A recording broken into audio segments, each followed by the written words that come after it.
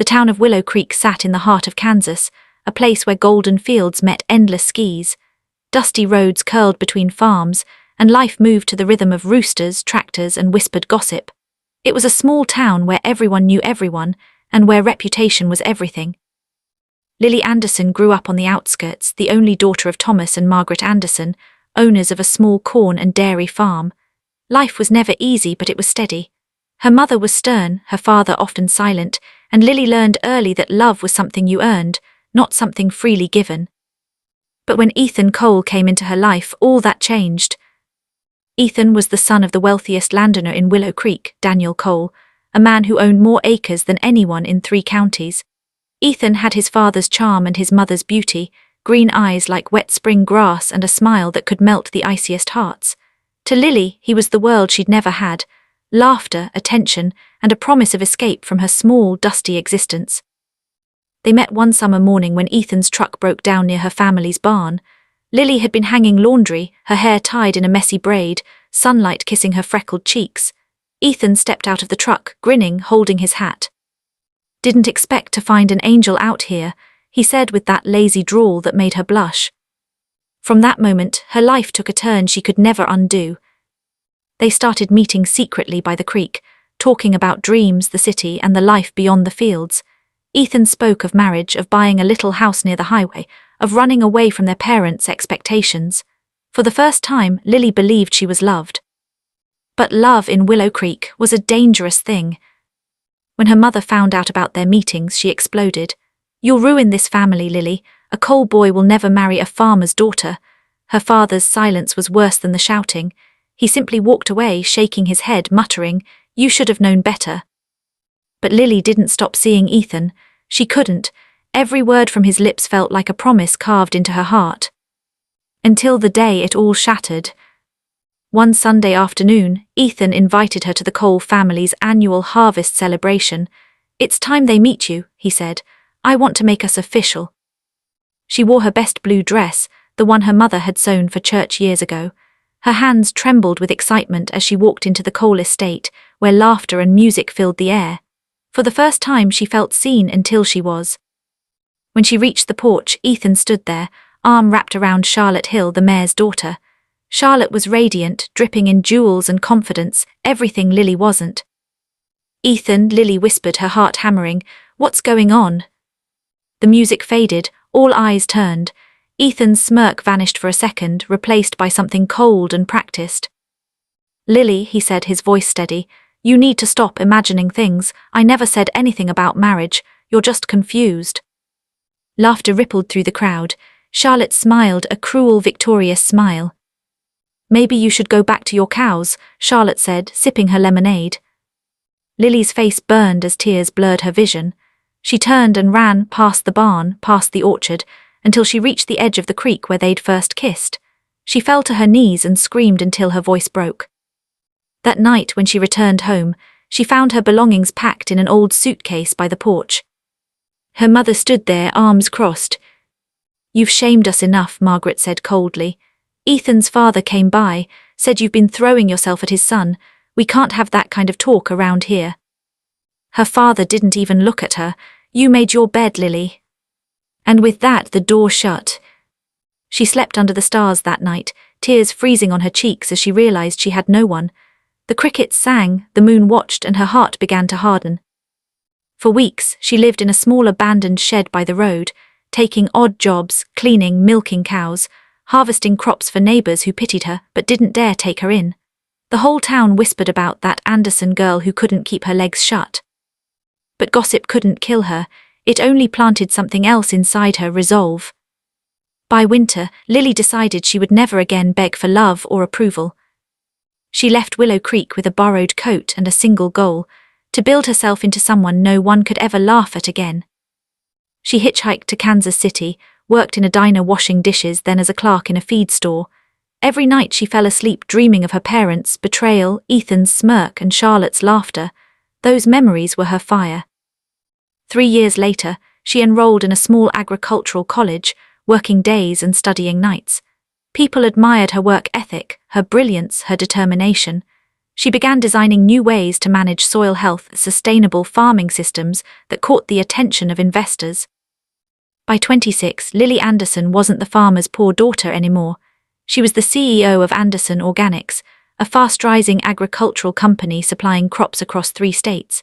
She wore tailored suits, drove a silver Ford truck, and had her name on contracts worth millions. But money wasn't what she truly wanted. She wanted Willow Creek. And everyone who'd thrown her away. One spring morning, she stood on her office balcony watching the sunrise. Her assistant entered with a folder. "Miss Anderson," he said, "we've just completed negotiations for your next expansion." Lily turned, her voice calm. "Where?" "Willow Creek, Kansas." Lily smiled, slow, cold, and full of purpose. "Buy it," she said, "all of it."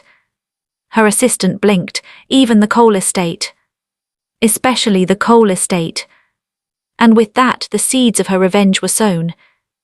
The road to Willow Creek hadn't changed, still narrow, still lined with faded mailboxes and wild sunflowers that bent with the wind. But this time, the truck rolling down that dusty path was brand new and silver, its windows tinted, its tires smooth as silk. Behind the wheel sat Lily Anderson, though most people now knew her as Miss Anderson, the founder of Anderson Organics. It had been 8 years since she last saw her hometown. 8 years since her mother's cold eyes, her father's silence, and Ethan's smirk at that harvest party. Now she was coming back not as a broken girl, but as a woman who owned everything. Her assistant, Michael Grant, sat in the passenger seat reviewing documents. "Miss Anderson, once we finalize this purchase, you'll own nearly 70% of Willow Creek's farmland, including the coal property." "Good," Lily said softly, her voice steady. "Let's make sure they sign every page." When the town sign came into view, "Welcome to Willow Creek, home of honest work and open hearts," she almost laughed. Honest work, maybe. Open hearts, not the ones that threw her away. The first stop was the town hall, where the mayor was waiting to meet the mysterious investor interested in reviving Willow Creek's dying economy. He didn't recognize her. None of them did. Her hair, once long and golden, was now a sleek chestnut brown. Her eyes, once innocent, carried a calm that made people nervous. "Miss Anderson," the mayor exclaimed, shaking her hand, "we're honored to have you invest in our town." "Willow Creek has potential," she said with a polite smile, "and I take care of things with potential." That afternoon, her company finalized the acquisition of multiple struggling farms. Families desperate for money signed everything without hesitation. She didn't need to beg anymore. People lined up to work for her. By the end of the week, Lily owned the Anderson family farm, her childhood home, and the coal estate. Her revenge was taking root. That night she drove up to her old house. The paint was peeling, the fence broken. Her mother's flower garden was dead, overrun with weeds. She stepped out of her truck, boots crunching on the gravel. The porch light flickered on, and Margaret Anderson stepped out, a shawl around her shoulders. For a moment they just stared at each other, mother and daughter, strangers bound by blood and bitterness. "Lily," Margaret whispered, voice trembling. Lily's lips curved slightly. "It's Miss Anderson now." Her mother's eyes welled up. "I heard you made something of yourself. We're proud of you, honey, your father." "Save it," Lily's tone cut through the night air. "You threw me out when I had nothing, don't call me honey." Margaret clutched her shawl tighter. "We did what we thought was right, the town was talking and—" "The town," Lily laughed coldly. "You cared more about the town's gossip than your own daughter." Her mother looked away, shame clouding her face. "We didn't know it would be like this." "No," Lily said softly, stepping closer. "You didn't know I'd survive." She handed her mother an envelope. "The farm now belongs to Anderson Organics. You can stay for now, but you'll be reporting to my local manager like everyone else." Margaret's mouth fell open. You bought the farm." "I bought everything, Mother." Lily turned away, leaving her mother standing frozen on the porch, clutching the envelope like a ghost clutching a cross. The next day, word spread like wildfire. Lily Anderson was back. People whispered in the diner, the church, and the town square. But what caught everyone's attention was her visit to Cole Ranch. The once grand estate had seen better days. The Cole family's wealth had dwindled over the years, mismanagement, debts, bad harvests. When Lily arrived with her team and legal documents, Ethan's father, Daniel Cole, met her at the door. Miss Anderson, he greeted cautiously, you're the one who bought out the southern plots.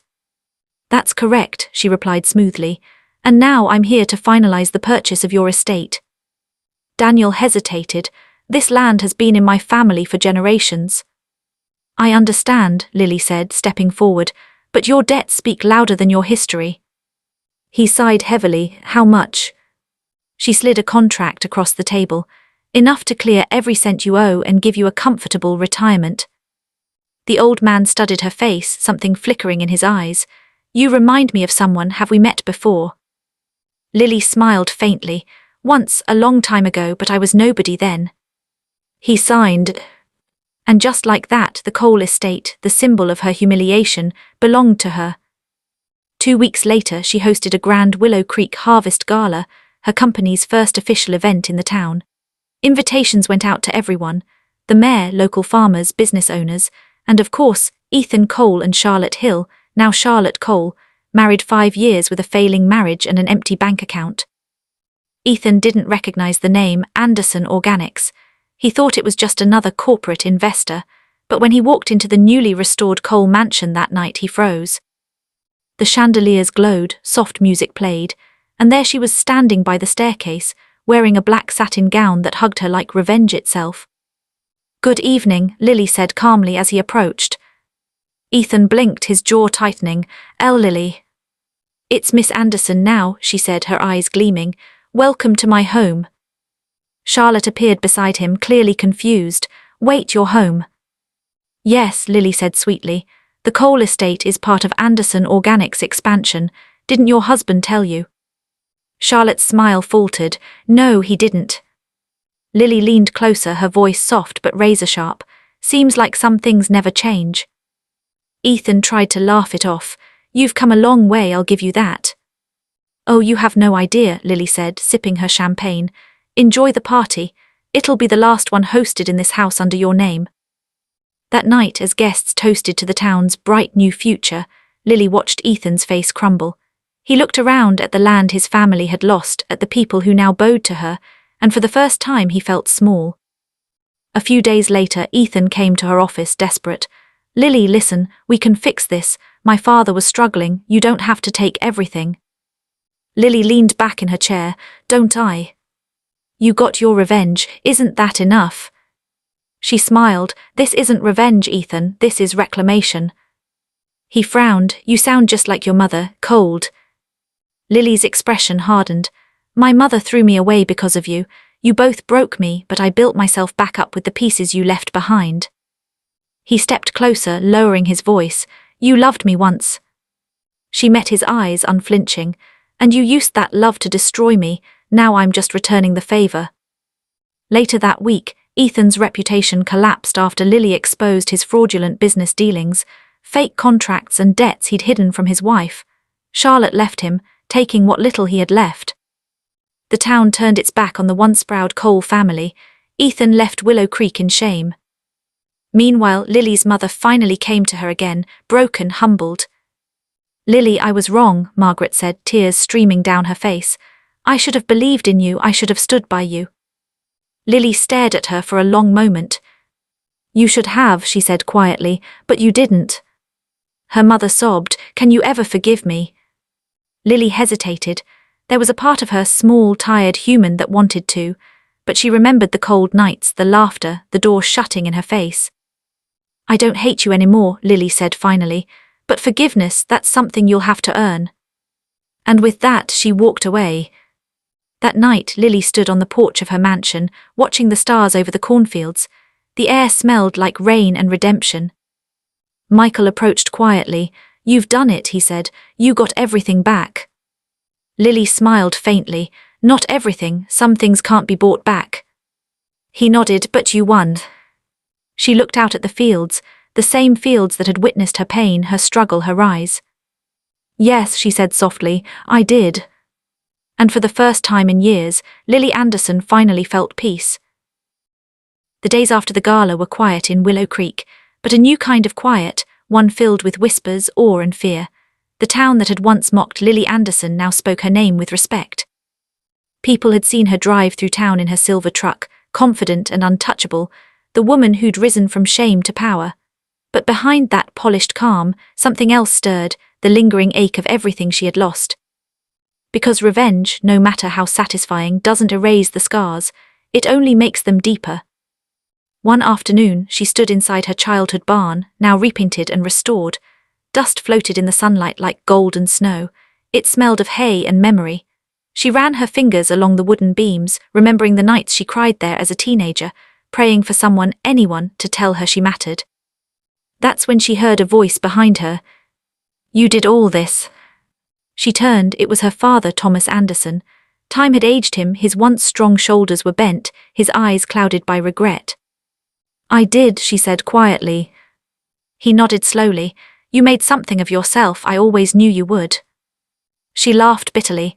"No, you didn't. You didn't even look at me when you threw me out." Thomas lowered his gaze. "You're right, I failed you, Lily. I failed your mother too. I thought I was protecting this family from shame, but I was really protecting myself from judgment." Lily crossed her arms. "You let your pride destroy your daughter." He sighed. "I've lived with that every day since you left." For the first time she saw not the stern father who had cast her out, but an old man burdened by guilt. His hands shook as he reached out. "I can't change what I did, but I'm proud of who you've become, even if I don't deserve to be." Lily's throat tightened.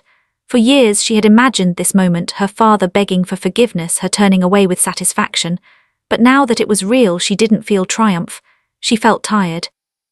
"Maybe," she whispered, "we both lost too much already." Thomas nodded. "Maybe so." He started to leave, then paused at the door. "You can keep the farm, Lily, but don't let it keep you."